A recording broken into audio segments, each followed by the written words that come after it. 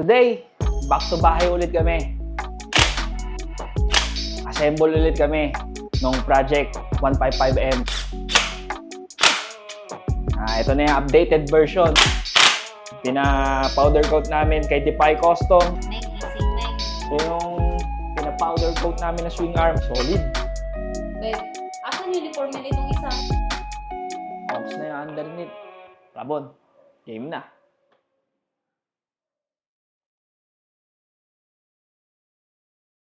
Today, back to bahay ulit kami. Assemble ulit kami nung project 155M. Ito na yung updated version, 2024 version. Na-vlog ko na yung kaha, pati yung mga pyesa. Ngayon, assemble na tayo. Ito na siya. Baklas na. Yan. Kakabit na lang. Magsisimula kami sa maggulong sa harap para maitayo na. Swing arm, shock, gulong sa likod. Tapos kaha na. Hopefully, dumating this week yung R1 caliper. Caliper namin na pangharap, tsaka caliper namin pang likod. Sana maikabit namin this week para sabay-sabay. Kung hindi man, okay lang. Ihahabol na lang namin siya. Kaya ngayon, assemble na kami. Kasi excited na akong gamitin to ulit. Magsisimula kami sa front set, sa gulong. Ito na yung mugs namin sa harapan. Pina-powder coat namin kay Defy Custom. Ayan. Iba talaga pagka powder coated eh. Iba yung kintab niya. Lalong-lalo na sa personal. Ito na siya. Game na tayo. Bon, tara. Kabit na muna namin to ni Bon.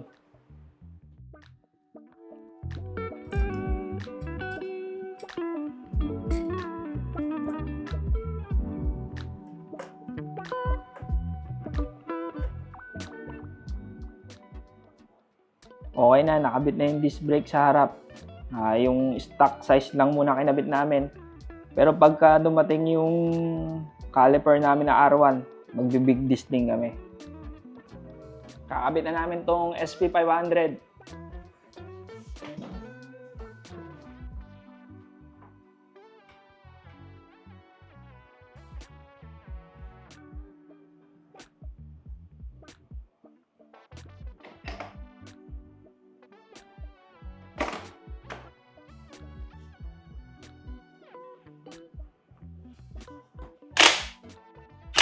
Wow.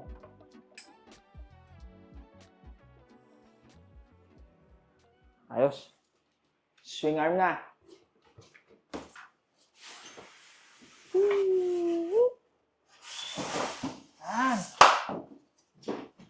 Yun, no?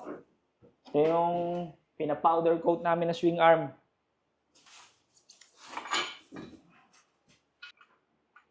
Solid. Racing Boy na luxury swing arm.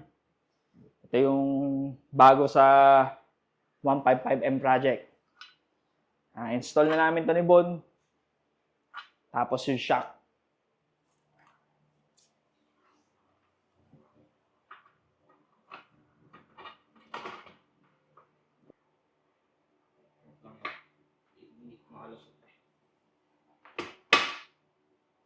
Sige, sige.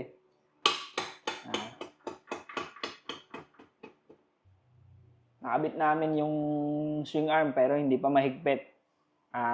Kakabit namin ngayon yung shock sa likod. Sige, Bon. Sige. Yan. Pasok.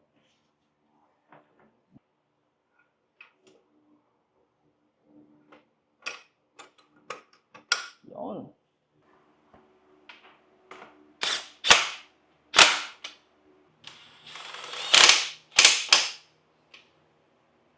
Nakabit na namin yung shock sa likod. Susunod naman namin higpitan itong swing arm. Kakabit muna namin yung single shifter. Tapos higpitan na namin yung swing arm. Tapos nun, gulong na kami.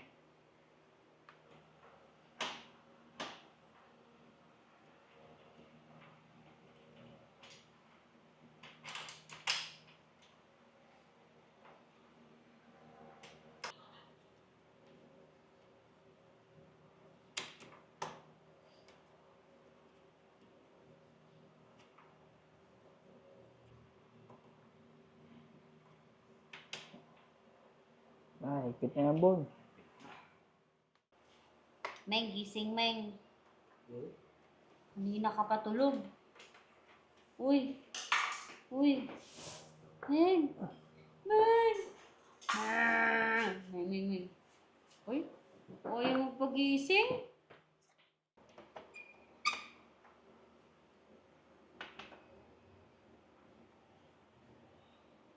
Mahigpit na.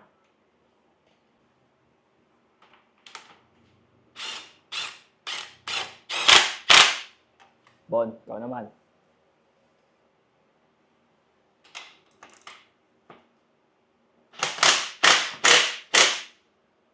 Yes. Naghihigpit na kami ng disc bolt panglikod. Kasama natin ngayon si humabol, si paring Onin.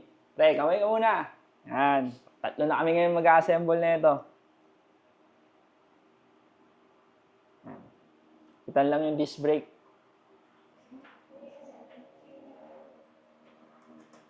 Yan, linisin lang namin yung sprocket.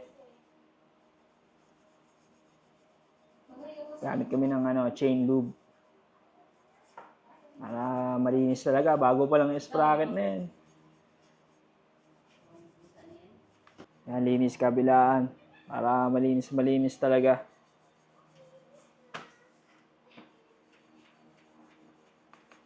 Linis parang bago ulit. Kabit na to, ready na to. Babe, asan uniforme nitong isa? Ba't walang uniforme to? Sino? Yung isa. Asan uniforme mo? Uy, kasali ka dun? Andyan siya eh. Baby pa siya eh. Uniform niya, babe, ah. Nakakalimutan mo. Siyempre, kabitan natin to. Alam, pre. Bas ko lang tong chain. Hop.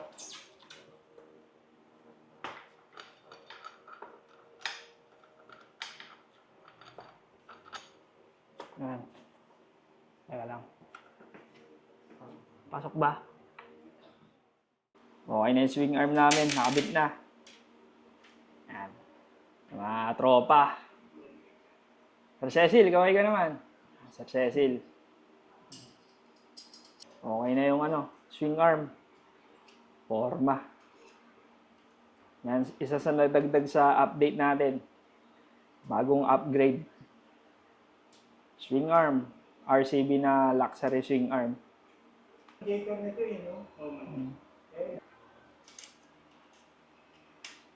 Okay na.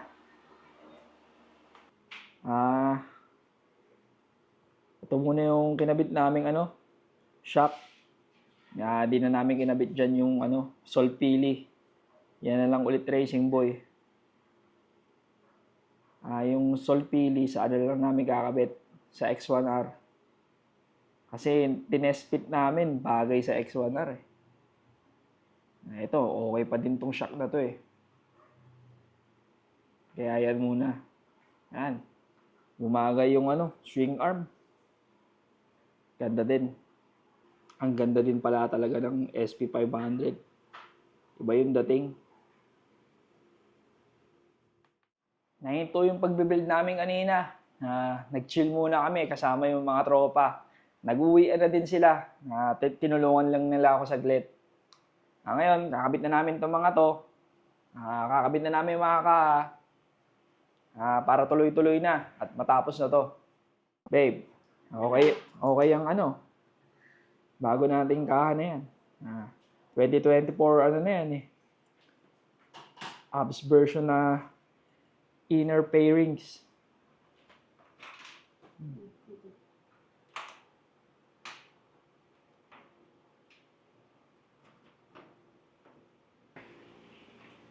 Ito yung pinaka gustong parte ng pagbe-build. Yung kaha kasi talaga yung magdadala ng motor eh.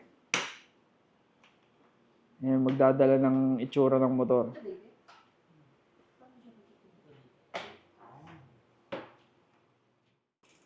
Higpitan na.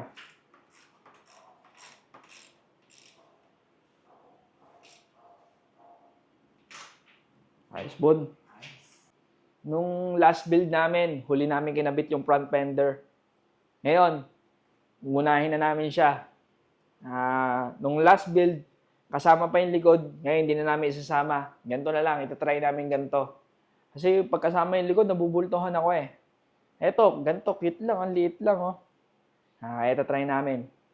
Babe, kabit mo na to ah. Okay. Nakabit ko na. Kasi tornilyo nito. Yan, teka lang. Yan.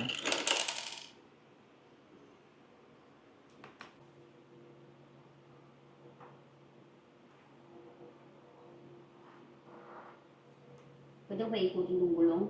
Hmm.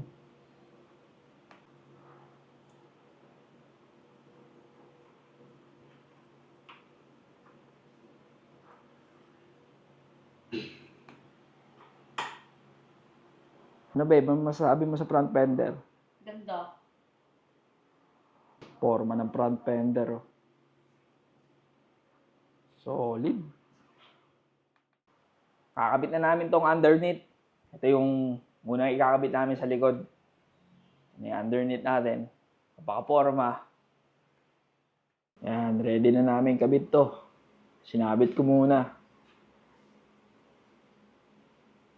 Yan, kinakabit na namin underneath. Yan siya oh.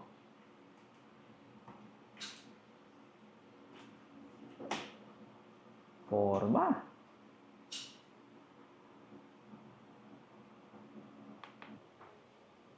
Ox na yung underneath. Nakabit na. Sa pairings na kami. Kabila naman.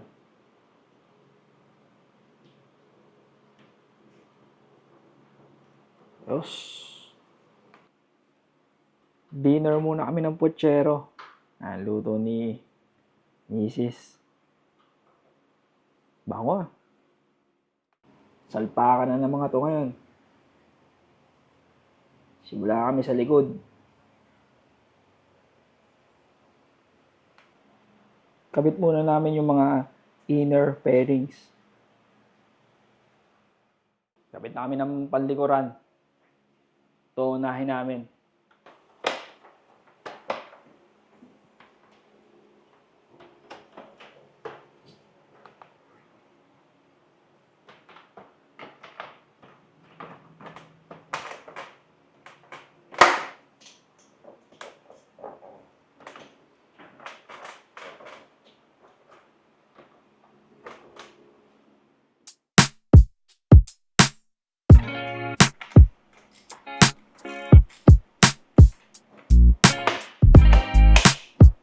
Yun.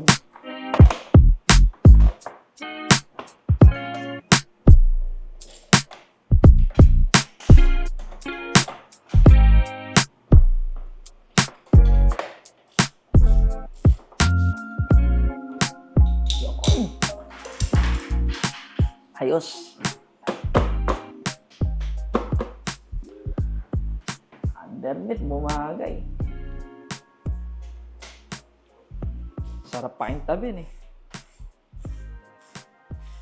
Papaano namin to? Anong tawag doon, Bon? Papaceramic coat namin to. Pabiyahe muna namin. Mag-adventure muna kami. Bago namin ceramic coat to.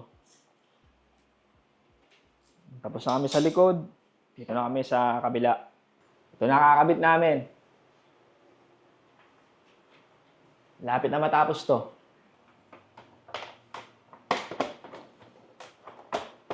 Yun.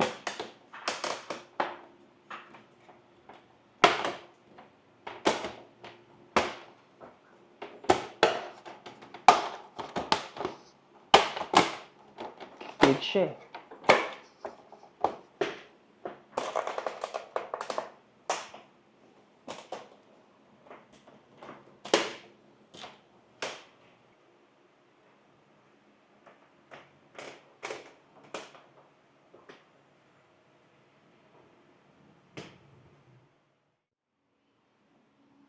Likod pa lang yung nakabit. Pero ang forma na. Magkaduktong yan eh. Mas maganda yung bagong concept. Pogi, ito palang nakakabit. Ang sarap na sa mata. Kakabit na namin dito. Forma talaga, oh. Ayan. Kabit na namin yung sa leg shield. Ito nakakabit namin. Kabilaan. Sarap. Bagong detalye. Rabon. Game na.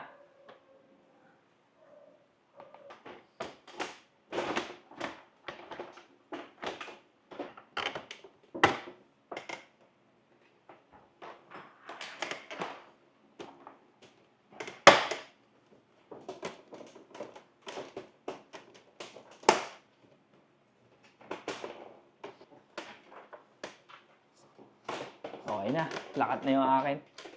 Hipit na kami. Screwhan na.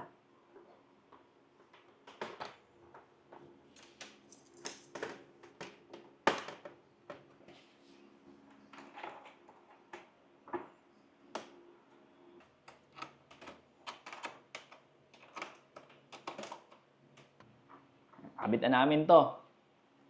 Na yung detalye nga. Tuwa naman ako sa naging result. Next namin, sa ulo na. Tsaka dito.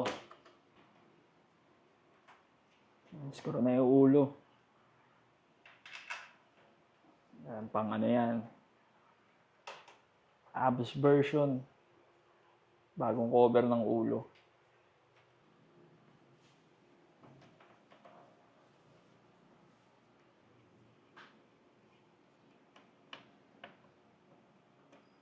Yan, nakabit na yung ulo.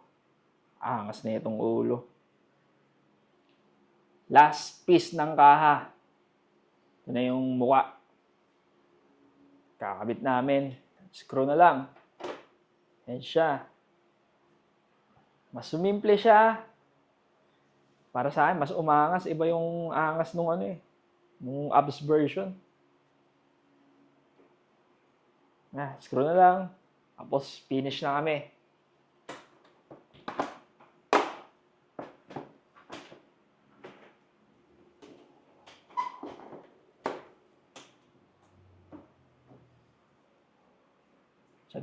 Yan.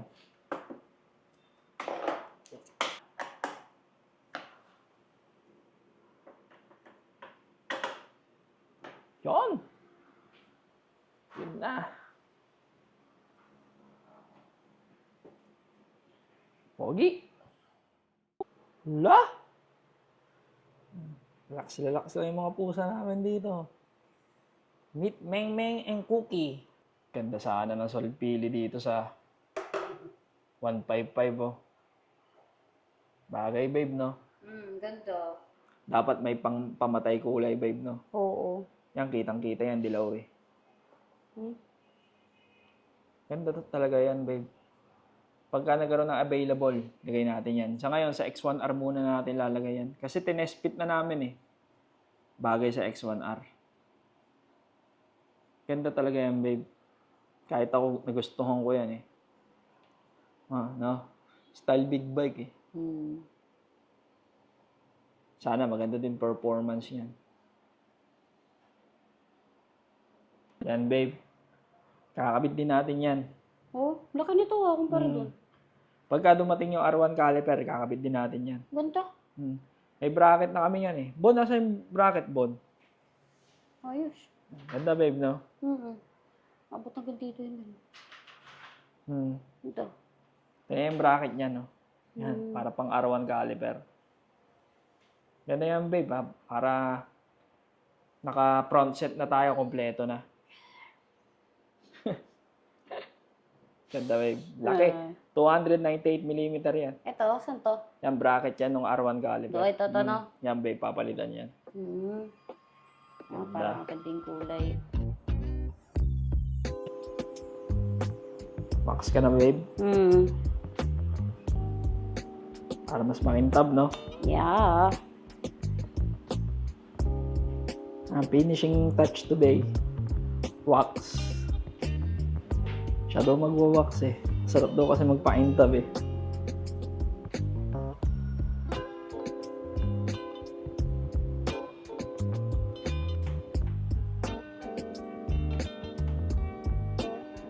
Yan ang huling gagawin ngayon dito sa motor. Tapos waiting na lang sa ibang pyesa. Ito na lang ikakabit yun sa labas. Lalabas na namin to eh.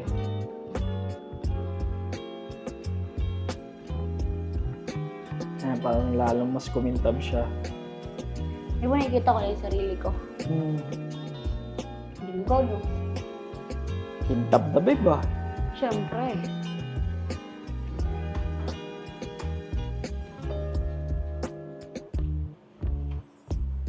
Inis babe ah. Siyempre. Bebo, parang pusa to. Yung ulo no. Parang may sungay, ay may tenga eh.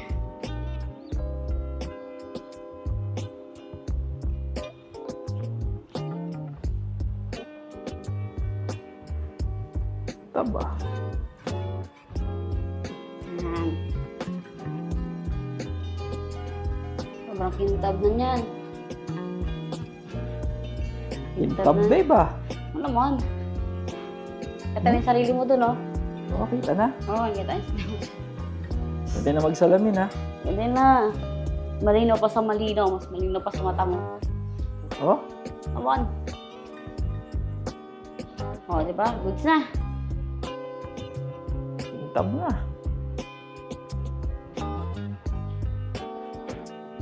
Pogi din talaga nung abs version. Nakaha. Mas umangas lang tignan yung 155M. Pinaka nagustuhan ko yung gilid eh. Mas umangas yung naging itim yung background ng 155. Nagkabaligtad sila ng kulay eh. Iba din talaga yung SP500. Kaya pala maraming may gusto nito, maganda din talaga. Lalo na to na powder coat. Underneath niya.